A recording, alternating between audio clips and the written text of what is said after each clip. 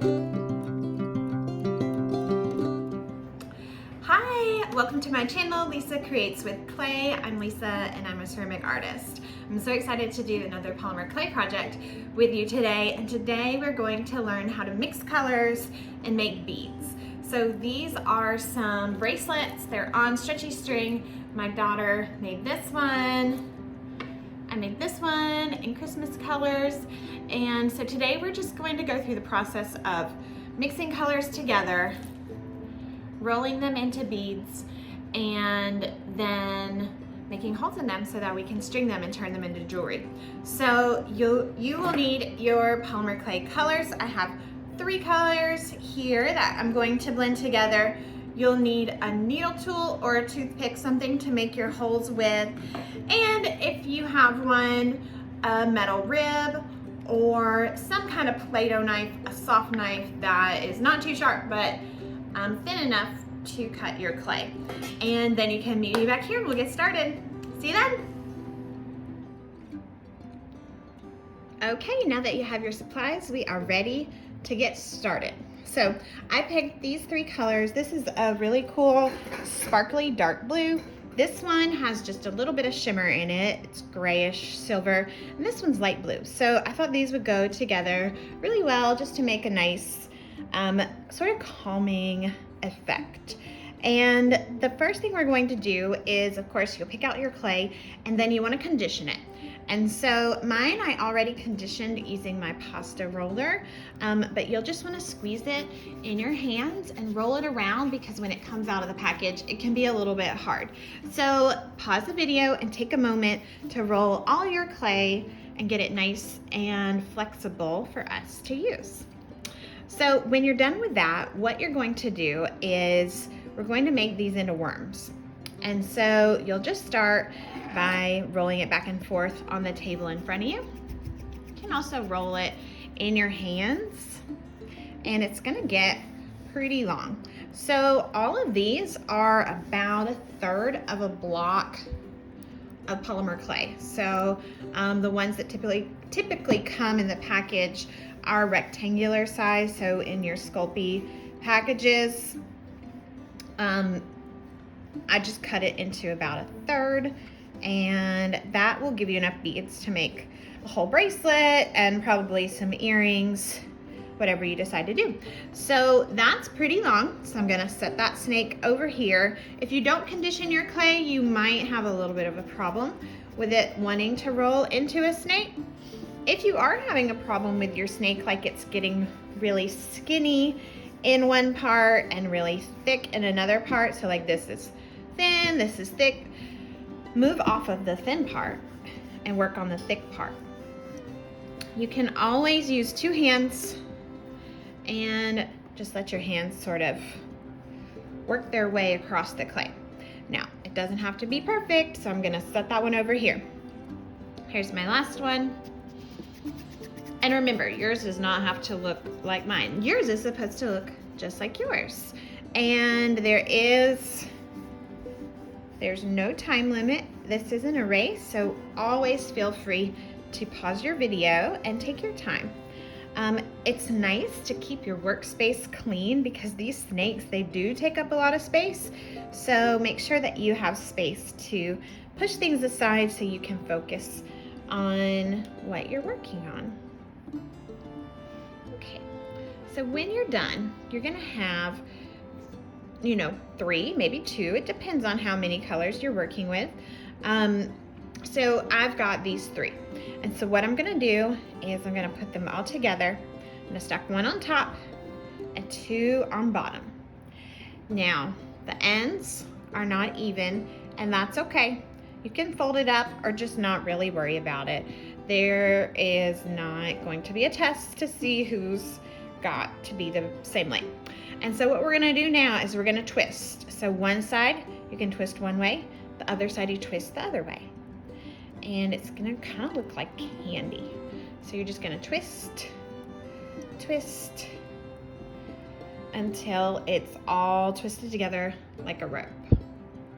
See that? Okay, and then we're just going to put it together into a ball Squish it in your hands, and this is just part of the mixing process. So now we're gonna make it into one big ball, okay?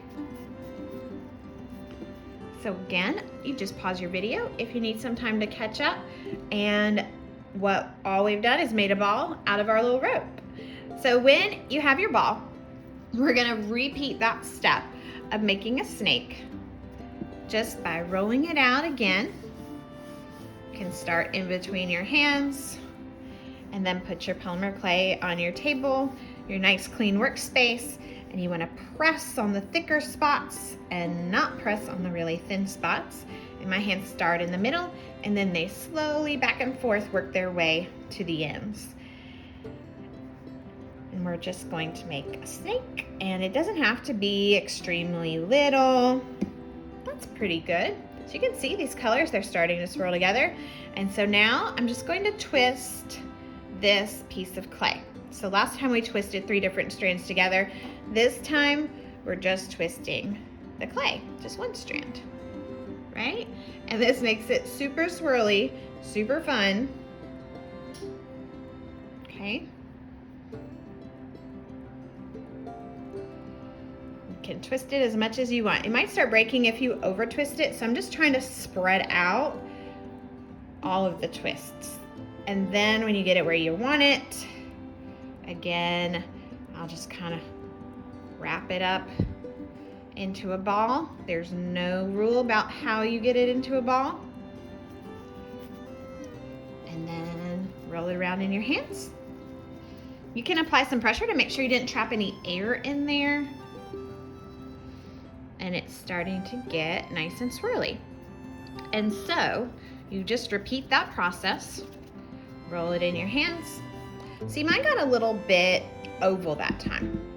That happens sometimes. If yours gets really thick one way, then the other way, you'll stand it on its tall side, tap it down, then you can give it a little twist and keep rolling. And that should help you work it back into a workable coil or snake, however you want to call it. That'll twist again for you. So I'm going to twist one more time just for fun, just to get it extra swirly. If you repeat this process too many times, then the colors will blend together 100%. This is so pretty right now. I just love to watch these colors swirl, and that's the magic of polymer. You can't do this with clay. It will break. It just is not this plastic. Literally, it's a totally different material. So this is so interesting how it can blend together. So it's been fun to come to polymer clay after doing mud clay for years and years, just to see the things that it can do that I've never been able to do with clay. Clay is my first love. I'll always love it the most, but I'm having fun with polymer clay right now. So just kind of love to see the differences in what things can do. Okay, this is swirled enough for me. You don't want to swirl it too much. It's really up to you how far you go. So if you have more to go, just pause the video and keep going. But now what I'm gonna do is I'm gonna slowly make a coil, and it's not gonna be as long because I'm going to cut it into pieces for my beads in just a minute here. So I'm trying to keep it nice and even, pushing in on the ends, and then just rolling. Okay, push. Again, if it gets tall, tap it back down, give it a little twist, and you can roll a little bit more. Just trying to keep it fairly even so that when I cut it, the beads will come out the same size. Okay, so pushing in on the ends so they don't get too thin and pointy, and this looks about right. So now, there goes my needle tool. I'm gonna get my cutting tool, and I'm going to start to cut these into pieces for the beads. So just to give you a look at a finished one, the beads on this are fairly small, but they have a good size. This one says peace. This one says celebrate. It's kind of hard to see since they're spread out. But I'm gonna go for a similar size. So I'm gonna start here. There's one. If you want to keep it the same, you can line it up, and that will help you keep them all about the same size. Now you can go a little bigger, you can go a little smaller. It just is really up to you and how you want yours to look. I'm trying not to get mine too big. It's a little bit thicker in the middle, so I'm gonna do them slightly skinnier where it's thicker. And if they're not the same size, it's okay, because you know what? It's handmade, and that shows that it's unique and it's one of a kind. This one is gonna just be extra. Okay, so now these are all separate. This one looks a bit hefty. You can trim down any that look a little too big. Look how pretty that is when you cut it. So interesting. So now you're gonna take one of these sections, roll it in your hands. We're good at this by now, right? Oh yes, so good. I'm gonna roll it really, really good. It's okay if you've got all the colors stuck to your hands because we're blending it anyway. And then once I get the shape I want, now this is round. We'll do another shape next time. Then I'm gonna take my needle tool or my toothpick and I'm gonna twist it through. I'm not just poking it through, I'm twisting it and I'm trying to stay center. Easier said than done. You might find you come out one side or the other. If you don't like your hole placement, you can just re-roll the whole bead. Then I always take my tool and I go in from the other side, and that helps keep my hole even. You don't want to use something too tiny or your hole might close up. But after you make that hole, you don't want to handle it anymore because you can smush the hole. Okay, so let's do another shape. So here's another section. I'm gonna start with rolling it into that round shape. And now I'm gonna roll it back and forth. And that will elongate my bead to an oval. So there's a cute little oval shape. So then I can take my needle tool, push it through. I got pretty lucky. It came out fairly center on the other side. Doesn't have to be perfect, right? We don't have to be perfect, but we are trying to do a good job. And so there's an oval.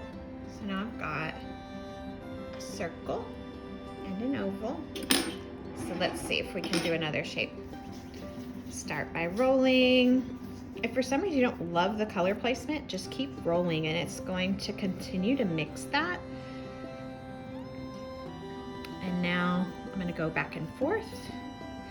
And then I'm just going to turn and gently squeeze the ends to make this more of like a diamond shape. Okay, and these are a little harder to poke a hole in. I'm really loving the mix of these colors. Isn't that interesting? Okay, so I'm gonna poke here, start to squeeze, press it through, and I'm trying to make sure it comes out on the other end. Not too bad. You can reshape it on the needle or your toothpick as needed. So there's a diamond shape. So there's all kinds of shapes you can do. If you want to make an extra long bead, you'll just roll your circle. Circle's a really good starting off shape. And then go back and forth. Don't get too thin or it's going to be really hard to get your needle through or your toothpick through. So that one's just more of like an elongated oval. And then you can put your hole through.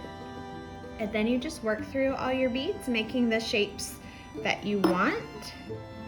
And then you can get some stretchy string. You can add other beads. I like to add letter beads so that they say words. You can space them however you like, and then you have a wearable piece of art. So have fun with that. I can't wait to see what you make. I know these colors are going to be gorgeous. So have fun with it and get creative, and then you can enjoy wearing something that you made. Okay, that's it. You did it. it in the oven and baked according to the instructions that went along with my clay, and I made this bracelet from the beads and these earrings. So get creative, see what you can do, and I know you did an amazing job. Thank you for watching today. Please like and subscribe, and I will see you for the next video. Bye!